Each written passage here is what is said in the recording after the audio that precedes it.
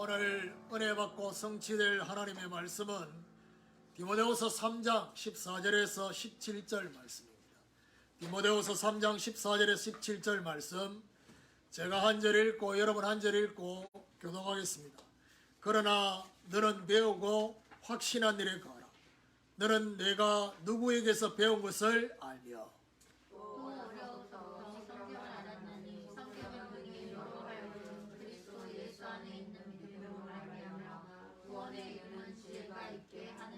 모든 성경은 하나님의 감동으로 된 것으로 교훈과 책망과 바르게 함과 의로 교육하기에 유익하니 이는 하나님의 사람으로 온전하게 하며 모든 선한 일을 행할 능력을 갖추게 하려 합니다. 아멘. 우리 교독한 말씀을 가지고 하나님의 말씀이라는 제목으로 말씀을 증거하기로 합니다. 우리 옆에 분하고 인사합시다. 하나님의 말씀에 아멘 합시다. 하나님의 말씀에 아멘 합시다. 저와 여러분이 말하는 말을 말씀이라고 잘 하지 않잖아요. 그만큼 말씀이라는 이 표현 속에는 근위가 숨겨져 있습니다.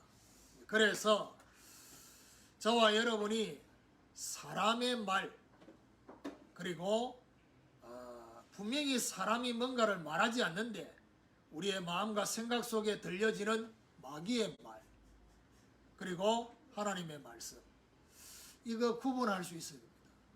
근데 문제는 뭐냐? 이것이 구분이 안 되는 순간에 저와 여러분 속이 시끄러워집니다. 그리고 혼란스러워집니다. 이게 하나님의 말씀인지 사람의 말인지 마귀의 말인지 구분이 안 되는 거죠.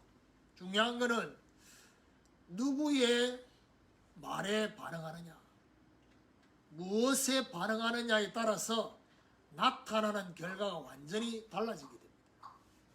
그래서 사람의 말이라고 해서 무시해야 되느냐, 그 말은 아닙니다.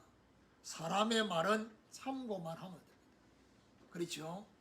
그리고 분명히 사람이 말하지 않는데 저와 여러분 마음과 생각 속에 들려지는 그런 마귀의 말이 있습니다.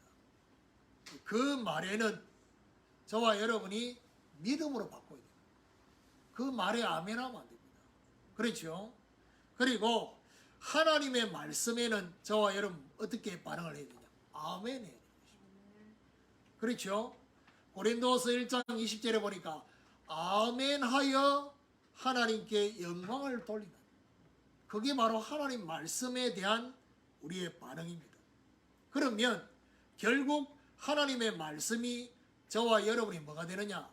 가이드가 되는 것입니다. 한 번도 가보지 못한 그 길, 그 길을 언약궤를 따라서 가게 되었던 것처럼 하나님의 말씀은 우리의 가이드가 되는 것입니다. 그러면 그 말씀이 저와 여러분의 가이드가 되도록 우리는 어떤 반응을 해야 되냐? 믿음으로 반응해야 돼요.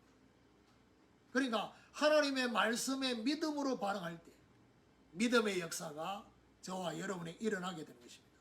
이런 하나님의 중요한 축복이 있기를 예수 그리스도 이름으로 축원합니다. 자, 그러면 하나님의 말씀이라고 했을 때 성경 전체가 하나님의 말씀인데 그 성경이 말하는 하나님의 말씀 세 가지를 저와 여러분 오늘 잘 붙잡아야 됩니다. 그 첫 번째가 뭐냐? 율법의 말씀입니다. 우리는 어떤 면에서는 율법에 대해서 오해하고 율법에 대해서 어떤 면에서는 잘못 이해하고 있는데 성경은 율법이 여호와의 율법이라고 합니다. 율법이 하나님의 말씀입니다. 그러니까 율법을 도외시하는 이 또한 하나님의 말씀에 대한 잘못된 반응입니다. 시편 19편 7절에서 9절에 보니까 하나님의 말씀이 율법인데 이 말씀을 보고 뭐라냐? 완전하고 확실하고 정직하고 순결하고 정결하고 그 다음 뭐라냐? 의롭다고 했습니다. 그 무슨 말이죠? 이 율법은 하나님의 의의 기준입니다. 그래서 복음이면 되지 율법 필요 없다. 그게 지금까지 잘못된 생각입니다. 그래서 제가 볼 때는요, 마귀가 교회 안에서 실제로 공격하고 혼란을 갖다주는 제일 마귀 역사의 부분이 바로 뭐냐? 하나님의 말씀을 가지고 막 흔드는 겁니다. 그것도 자꾸 어디에 치우칩니다. 율법주의에 빠지든지 아니면 율법을 폐기하는 쪽으로 이 중간이 없습니다. 이게 전부 마귀 역사입니다. 그래서 구약의 많은 율법을 말하고 있지만 그 율법의 요약이 뭐냐? 율법의 핵심이 바로 십계명입니다. 그렇죠? 그래서 이 십계명을 가지고 예수님은 어떻게 표현하고 있냐? 마태복음 22장 34절에서 40절에 보니까 한 율법학자가 예수님께 질문했습니다. 많은 율법이 있는데 그 중에 가장 크고 첫째 되는 계명이 무엇입니까? 라고 물었다. 예수님을 시험하려고. 그때 예수님이 뭐라느냐? 너는 마음을 다하고 목숨을 다하고 성품을 다하고 뜻을 다하여 내 하나님 여호와를 사랑하라 했습니다. 그리고 그와 함께 내 이웃을 내 몸과 같이 사랑하라 했습니다. 자, 율법에서 유대인들이 놓친 게 뭡니까? 율법을 지키는 데 집중했지 율법의 가장 중요한 핵심인 하나님을 사랑하고 이웃을 사랑하는 이 사랑이 빠져버린 것이죠. 그러니까 율법을 지킨다고 지키지 못하는 사람을 정죄하고 죽이고. 그러니까요. 하나님 앞에 율법을 통해서 정말 하나님이 우리에게 뭔가 요구하시는 그 부분인데 그거는 놔두고. 근데 여러분 십계명을 자세히 보면요. 이미 출애굽기 메시지하면서 얘기했지만 십계명을 자세히 보면 하라는 것보다는 하지 말라는 게 더 많아요. 더 많은 게 아니고 거의 다입니다. 나 외에 다른 신을 내게 두지 말지니라. 하늘에 있는 것이나 땅에 있는 것이나 물속에 있는 그 형상을 만들지도 말고 거기 절하지도 말고. 그 다음 뭐랍니까? 하나님의 이름을 망령되이 읽지 마라. 안식일을 기억하여 거룩히 지키라. 이제 지키라 요거는 뭐죠? 부정적인 얘기 아니고 지키라고. 그 내 부모를 공경해라. 그리고 또 그 다음부터 6계명 살인하지 말라, 간음하지 말라, 도둑질하지 말라, 내 이웃에 대해서 탐하지 말라, 거짓 증거하지 마라. 자, 2계명 외에 8계명은 전부 뭐지요? 하지 말라는 겁니다. 율법의 부정적인 명령입니다. 왜 그럴까요? 하라는 것보다 하지 말라는 것이 더 많은 이유가 뭐겠습니까? 이제 이게 중요합니다. 하나님이 저와 여러분을 너무 잘 알고 있는 거예요. 하라는 거는 안 할 거고 하지 마라 하는 건 너무 잘한단 말이에요. 그러니까요.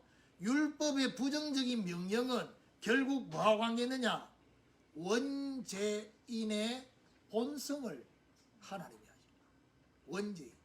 하나님을 떠나 있는 죄인은 사실은 하나님이 하지 말라는 것을 실제로 하게 되는 이거를 그래서 강하게 얘기하는 거예요. 그래서 불순종하게 되는 것입니다. 이게 뭐 어디에 영향이 있느냐? 사단의 영향권 아래 있습니다. 그러면 중요한 것은 뭐냐? 율법을 주신 목적이 있습니다. 이게 다른 말로 말하면 뭐죠? 율법을 주신 하나님의 의도가 있는 것입니다. 이거 모르면 자꾸 어디에 치우칩니다. 그러니까요, 율법을 주신 목적은 율법을 지키라고 있는 것이 목적이 아닙니다. 사실은. 그러면 지키지 말아야 되냐? 그 말도 아닙니다. 지켜봐라. 지켜질 수가 없습니다. 왜요? 하나님의 의의 기준을 충족시킬 인간이 아무도 없습니다. 그래서 사실은 율법이 저와 여러분에게 주어진 그 의도의 목적은 거울입니다. 저와 여러분을 보라는 겁니다. 로마서 3장 20절에 보니까 뭐라고 말합니까? 율법은 죄를 깨닫도록 하기 위해서. 저와 여러분이 제가 볼 때는 이 율법의 하나님의 말씀의 거울의 비침을 받지 않고 예수 그리스도를 영접했다? 그거는요, 뭐가 빠져버리냐? 회개가 빠지는 것입니다. 회개가 없는 것입니다. 내가 정말 하나님 앞에 하나님의 은혜 없이는 살 수 없는 인생임을 고백하는 그 단계가 없는 겁니다. 이 시대의 후대들의 문제가 뭐냐? 바로 이겁니다. 율법의 거울을 비춰지지 않는 거예요. 율법의 거울이 너무 희미한 겁니다. 그래서 본인들이 하나님 앞에 죄인이라는 것을 모릅니다. 그냥 예수 그리스도를 붙잡는데 대부분은 그냥 흐릿하게 붙잡습니다. 이게 문제입니다.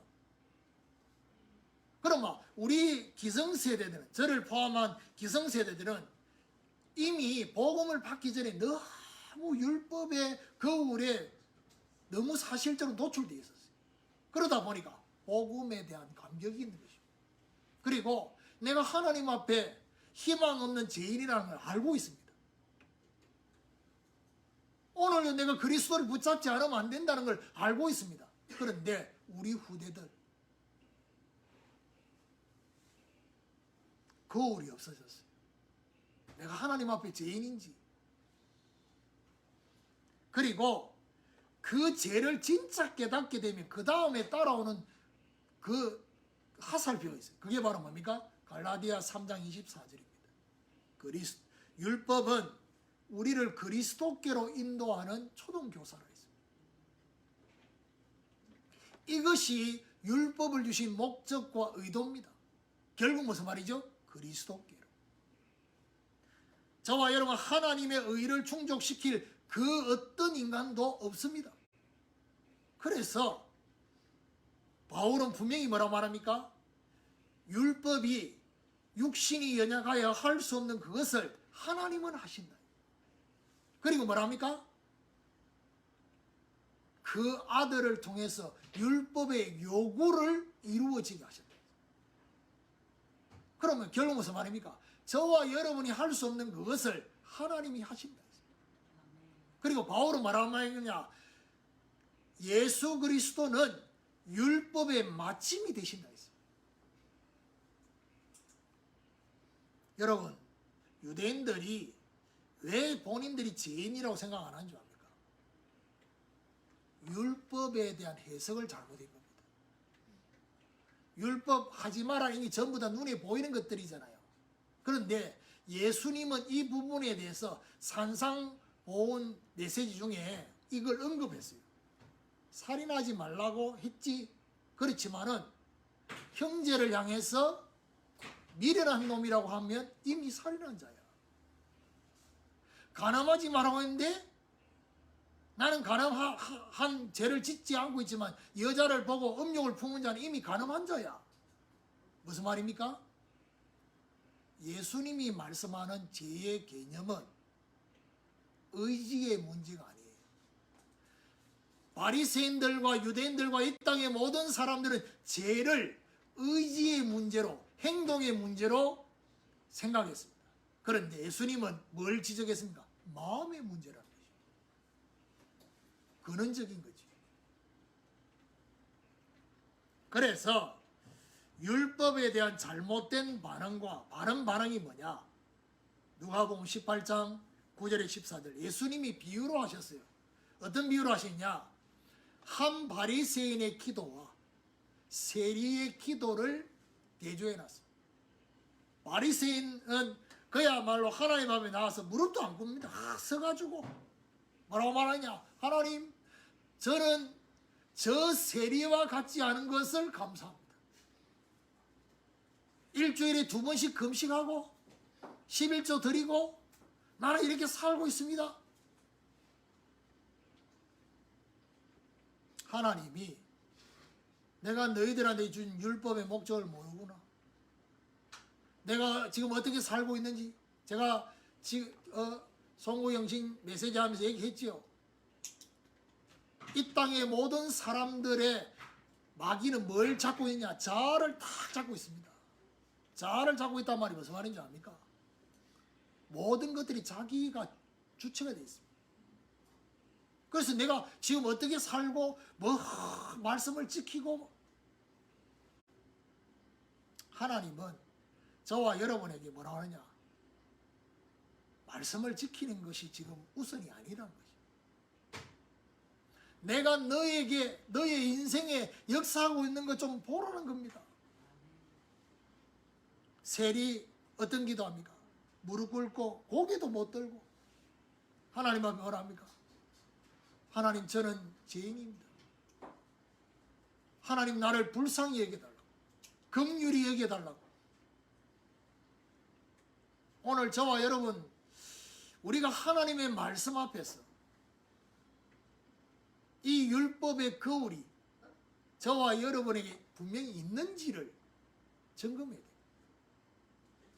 아니, 마귀는 자꾸 어떻게 역사하느냐? 말씀의 거울이 딱 저와 여러분 비춰질 때요. 아이고, 나는 저 말씀과 너무 관계없어. 아예 포기해버리는 거죠. 그리고 성경의 중요한 인물들, 요셉, 다윗, 바울 이런 얘기를 하면 아우, 나는 요셉이 아니야. 나는 바울이 아니야. 다윗이 아니야. 내하고 달라. 여러분, 요셉을 예를 들고 바울을 예를 들고 다윗을 예를 드는 거는요, 그분들과 함께 하신 하나님을 보라고 얘기하는 겁니다. 그리고 우리에게 뭘 말하냐? 핑계 대지 말라는 겁니다. 그 사람들이, 그 믿음의 사람들이 저와 여러분보다 더 어려움의 상황에 처해 있었는데 핑계 대지 말라는 거죠. 오늘 저와 여러분, 하나님의 말씀의 첫 번째가 뭐냐?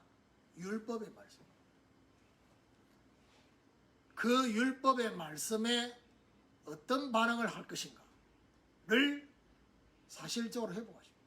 왜 우리가 신앙생활하고 예배드리고 말씀을 받는데 감격이 없느냐? 이 중요한 율법의 말씀의 거울에 통과되지 않았기 때문에. 내가 정말 죄인임을 알 때 하나님이 주신 은혜가 너무 크게 다가오는 겁니다.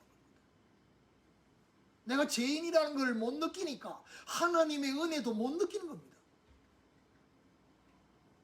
자, 두 번째, 하나님의 말씀은 어떤 말씀이냐? 복음의 말씀입니다. 그리스도께서 이 땅에 오신 이유를 예수님은 직접 산상보훈의 설교 중에 마태복음 5장 17절 18절 말하느냐? 나는 율법을 폐하러 온 것이 아니라 율법을 완전케 하기 위해서, 율법의 1.1획이라도 없어지지 않고 다 이루기 위해서 왔다 했습니다. 그리스도는. 그래서 여러분, 예수님이 굳이 십자가를 지신 이유가 뭡니까? 율법의 요구를 다 이루시는. 그래서 보세요. 예수님이 십자가에서 다 이뤘다는 그 고백 속에는 뭐죠? 하나님이 저와 여러분을 향해서 요구하시는 그 요구를 대신 이루었다는 그 말입니다. 테텔레스타이, 다 이루었다. 제가 얘기했죠. 로마서 8장 3절 4절에 보니까 육신이 연약하여 할 수 없는 그것을 하나님은 하시나니 그 아들을 육신의 모양으로 보내사 율법의 요구를 이루게 하셨다 했습니다. 십자가는 저와 여러분의 죄와 죄책을 해결하셨습니다. 그래서 복음에는 뭐가 있느냐? 율법이 하나님의 첫 번째 의라고 한다면 복음은 하나님의 두 번째 의입니다. 로마서 1장 17절에 복음에는 하나님의 의가 나타났어. 믿음으로 믿음에 이르게 하나니 오직 의인은 믿음으로 말미암아 살리라 함과 같으니라. 믿음으로 말미암아 생겨지는 의인, 이게 하나님의 의입니다.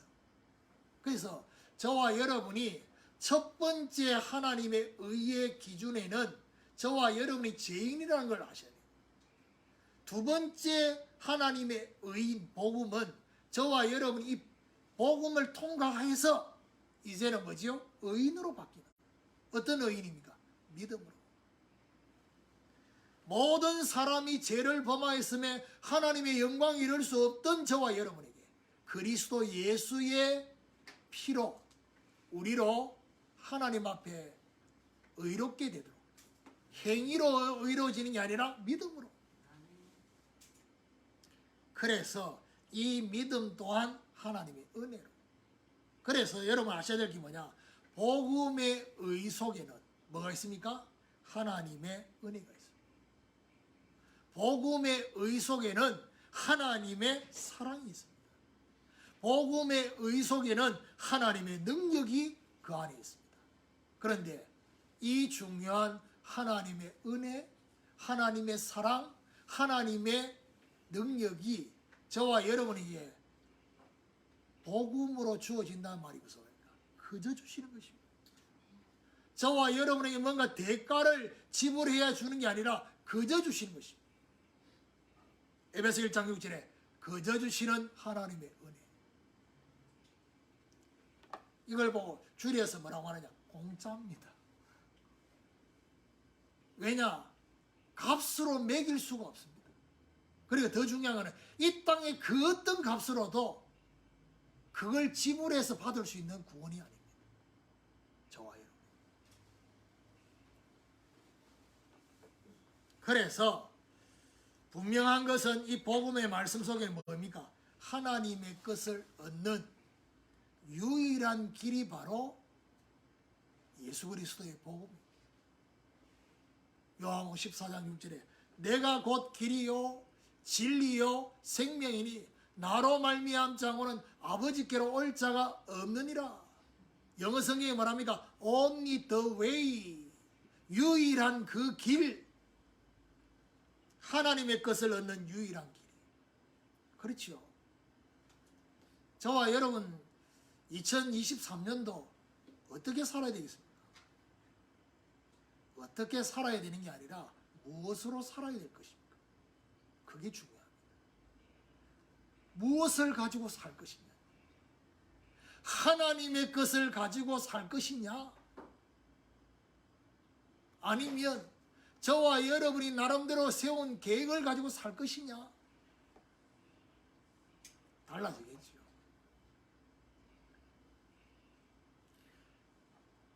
본부 원단의 메시지는 25시입니다. 25. 인간의 시간표에는 25가 없습니다. 하나님의 시간입니다. 그 말은 무슨 말이죠? 많은 말씀 중에 여러분 놓치지 말아야 될 게 뭐냐? 저와 여러분 지금까지는 불가능으로 느껴졌던 그 모든 것들이 하나님의 시간표가 저와 여러분이 이루어지면 불가능이 가능해지는, 마하다라방에 성령이 역사할 때 그들이 불가능에 도전을 한 게 아닙니다. 하나님이 불가능을 가능케 하시는 시간표를 주신 것입니다. 그 부분을 저와 여러분, 그러면 정말 25시는 뭡니까? 하나님의 일, 하나님이 일하시는 것으로 생겨지는 하나님의 것, 그게 25입니다.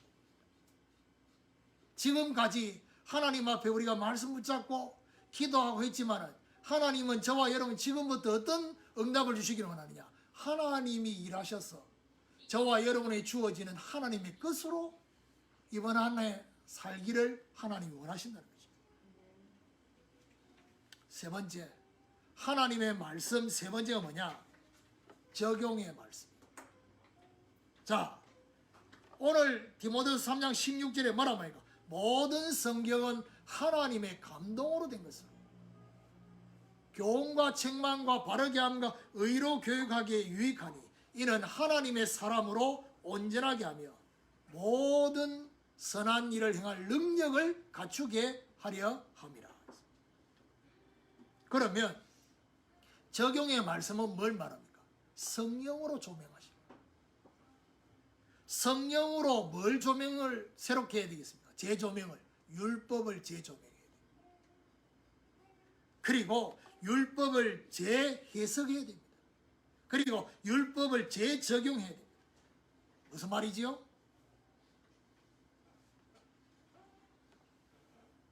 복음의 말씀이 있기 전에는 율법을 지키는 주체가 내였습니다. 인간이었습니다. 그러면 복음이 저와 여러분 주어지고 이 하나님의 의가 새롭게 저와 여러분 주어지는 순간에 어떤 일이 벌어져요? 성령이 저와 여러분 안에 들어오신다. 구원입니다. 그렇죠? 그럼 이제부터는 어떻게 해요? 내 혼자 율법을 지키는 게 아닙니다. 성령이 저와 여러분과 함께 하나님의 말씀 속으로 들어가게 하시고 이게 재조명입니다. 재해석입니다. 그래서 자 보세요. 하나님의 말씀을 순종한다. 내가 순종하는 게 아닙니다. 성령님과 함께 순종하는 것입니다. 하나님이 성령으로 주신 힘을 가지고 그러면 저와 여러분은 어떤 기도를 해야 되겠습니까?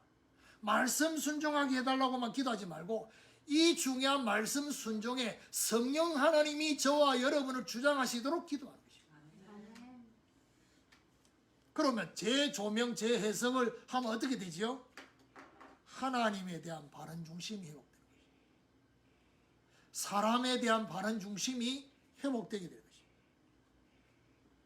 그리고 뭐가 회복되느냐? 참된 사랑과 참된 능력을 회복하는 것입니다. 디모데후서 3장 1절에 5절에 보니까 마지막 말세에 고통하는 때가 오는 이유가 뭡니까? 자기를 사랑하며 돈을 사랑하며 쾌락을 사랑하는 것보다 사랑하는 것이 하나님 사랑함보다 더한다 했습니다. 잘못된 사랑. 경건의 모양은 있는데 경건의 능력을 부인하는 자니 너희들은 이 같은 자들에서 뭐 합니까? 돌아서라고 했습니다. 참된 사랑, 참된 능력.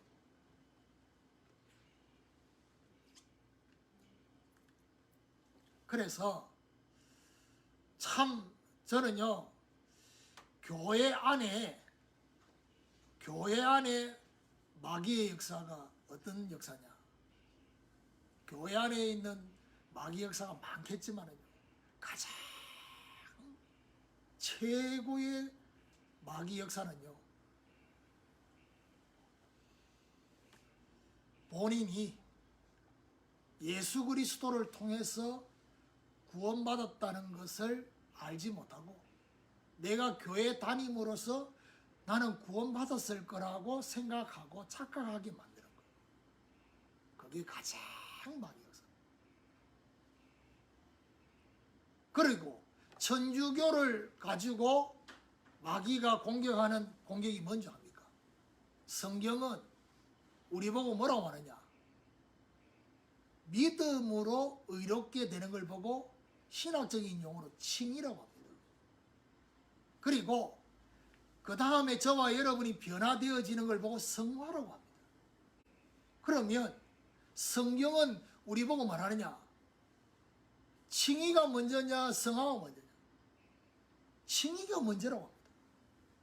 거듭나야지. 영적으로 거듭나고 새 생명을 얻어야지 자란단 말이에요. 성장이 일어나고 성화가 일어나고. 그런데 천주교의 메시지는 반대입니다.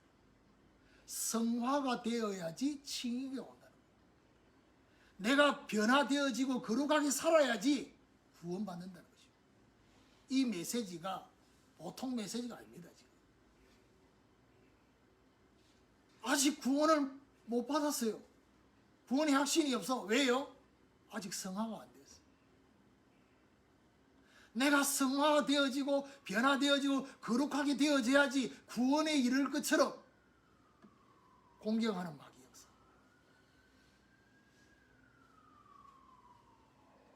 저와 여러분, 우리 자신이 변화되는 게 구원의 기준이 아닙니다.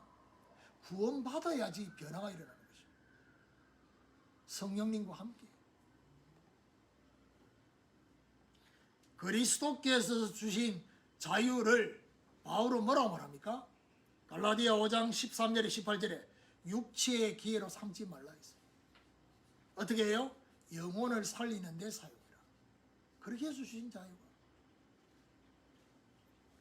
너무 율법에 매여가지고 묶여 살다 보니까 그리스도께 주신 자유가 너무 좋아. 그래가지고 자유, 누림, 해방, 그걸 넘어서서 뭐죠? 방종, 방임, 이렇게 가는 겁니다. 영혼을 살리는 거. 그래서 저는 어제도 책을 읽고 이렇게 하면서요, 이분의 표현이 너무 제가 감동이 되더라고요. 그 중에 뭐가 있냐? 하나님은 저와 여러분의 은혜도 주시고 은사를 주시는데, 기독 신자들이 은혜보다 은사를 더 받고 싶어 한다는 겁니다. 눈에 보이는 거. 저와 여러분 느껴지는 이 은사를 구하다 보니까 진짜 중요한 은혜를 놓쳐버리는. 그러니까 고린도 교회의 문제가 뭡니까? 은사 몇 개 받은 것 가지고 막 싸웁니다. 그러다 보니까 정작 뭘 놓치느냐? 은혜를 놓치는 것이죠. 그 은혜의 결과물이 뭐냐? 사랑입니다. 그게 오늘 기도의 메시지입니다. 성령님과 함께 말씀에 순종하게 되어질 때 오는 것이 바로 갈라디아 5장 22절에서 23절. 성령의 열매입니다. 성령의 열매 첫 번째가 뭡니까? 사랑이라고 했습니다. 결론입니다. 하나님의 말씀을 적용해 보면요, 저와 여러분이 오늘 이 말씀을 가지고 뭘 적용해야 됩니까? 마귀의 속삭임. 마귀의 속삭임이 뭡니까? 창세기 3장에 선악과를 주면서, 저와 여러분 원하는 걸 주면서 어떻게 합니까? 하나님 떠나게 하는 것입니다. 여러분, 사람의 소리 있습니다. 합리적인 말, 이런저런 말, 사람들의 소리가 있습니다. 그걸 그대로 받아봐야 됩니까? 불신앙에 빠집니다. 10명의 정탐꾼의 보고를 그걸 그대로 받았던 이스라엘 백성들은 밤새도록 통곡했습니다. 불신앙에 빠집니다. 여러분, 하나님의 말씀을 믿음으로 받으면 어떤 일이 벌어지냐? 하나님의 역사를 보게 됩니다. 홍해 앞에 선 이스라엘 백성들 돌아가자고 합니다. 애굽에 매장지가 없어가 우리를 여기로 인도했냐? 라고 말할 때 모세가 말합니까? 여호와께서 행하시는 구원을 보며 여호와께서 싸우실 거니까 가만히 있어요. 믿음으로 하나님의 말씀 앞에 반응하니까 하나님의 역사가. 그리고 오늘 이 말씀을 가지고 저와 여러분 뭘 바꿔야 되느냐? 율법에 대한 오해를 바꿔야 됩니다. 율법에 대한 오해. 그 중에 뭘요? 율법을 지키는 것보다 더 우선이 되는 게 있습니다. 그게 뭡니까? 하나님을 사랑하는 마음. 영혼을 사랑하는 마음부터 회복해야 되는 것입니다. 하나님을 사랑하는 마음과 영혼을 사랑하는 마음이 없는 상태에서 율법을 지키려고 하니까 이게 부작용이 생긴 거죠. 그리고 복음에 대한 오해도 저와 여러분 바꿔야 됩니다. 내 마음대로 해도 되는 복음이 아니라 하나님의 것으로 채우는 복음으로. 저와 여러분이 그래서요, 아직까지도 제가 볼 때는 신앙생활의 출발점이 안 바뀌었단 말이 무슨 말이냐. 저와 여러분 말씀을 받습니다. 그런데 내가 나름대로 세워놓은 그 부분에 이 말씀이 필요한 말씀으로. 그럼 어떻게 됩니까? 말씀을 필요로 하는 정도밖에 안 됩니다. 결국 주체는 누굽니까? 내입니다. 내가 세워놓은 거. 저와 여러분 뭘로 바뀌어야 됩니까? 내가 세워놓은 것이 아니라 하나님의 것으로 들어가야 돼요. 출발점. 하나님의 것으로 죠. 결국 성령님의 조명과 적용으로 오늘 어떤 결론에 도달합니까? 17절의 말씀으로 이는 하나님의 사람으로 온전하게 하며 모든 선한 일을 행할 능력을 갖추게 하려 합니다. 무슨 말입니까? 하나님의 사람으로 하나님의 일을 온전하게 하는, 그게 바로 뭐죠? 하나님의 말씀입니다.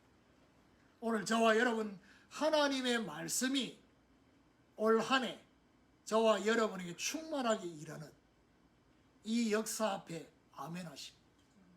그리고 아멘 하면서 그것이 하나님께 영광을 돌리는 것으로 연결되어지는 이런 축복이 있기를 예수 그리스도 이름으로 축원합니다.